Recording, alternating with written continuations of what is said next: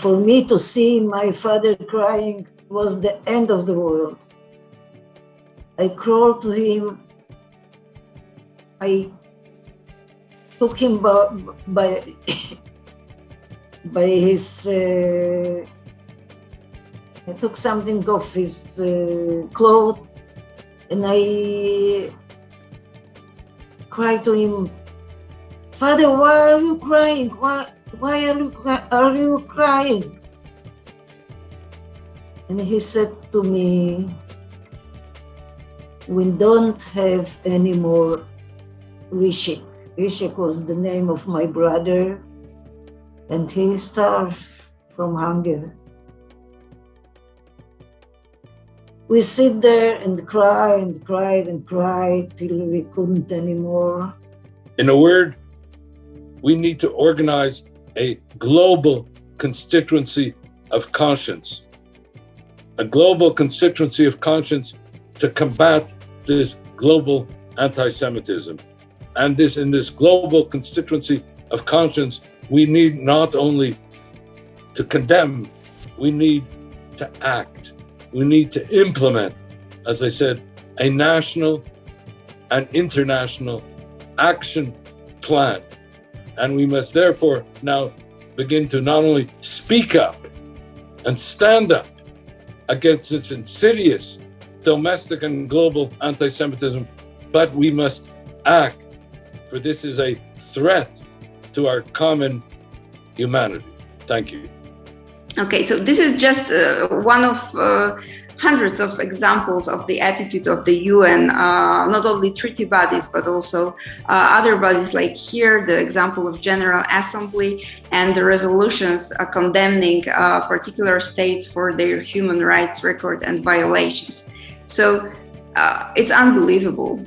We have 112 resolutions directed against Israel, 5 resolutions directed against Iran, North Korea, 6 resolutions, Syria, where the greatest violations of human rights are taking place constantly, 8 resolutions, etc., etc. We have such a collide over identity and class and other racial matters, especially as it comes and relates to the issues we currently are seeing with the rise of white supremacy in the United States. The researcher applies the whiteness theory to explain how it impacts African Americans and Jewish Americans' allyship. The theory suggests that since the mid to late 20th century, post-World War II era, ethnic groups who were once marginalized and skewed as other became white, which changed their social and economic status.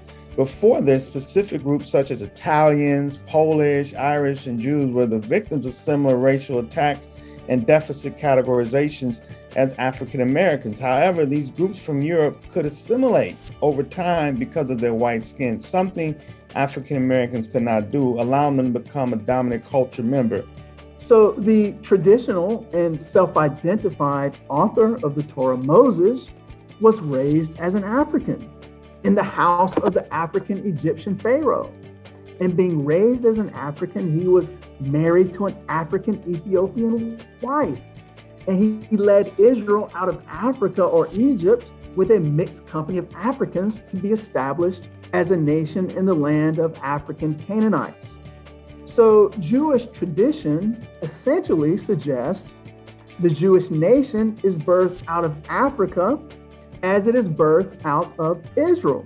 People from a lower education background or students who do not have a lot of awareness about international history usually tend to use Hitler as a metaphor, or rather as a caricature, to represent something strict or something that scares them, which is a complete misrepresentation. And I'd like to sort of change that in their minds and educate them about what exactly happened in history in terms of the genocide and in terms of the Holocaust, to help them understand that he's in fact a terrible figure of inspiration and that he should not be taken as some sort of fascist god to these Indians. And as you see in these pictures, people have had the habit of naming soap operas stores and even putting stickers on their cars after Hitler and his legacy.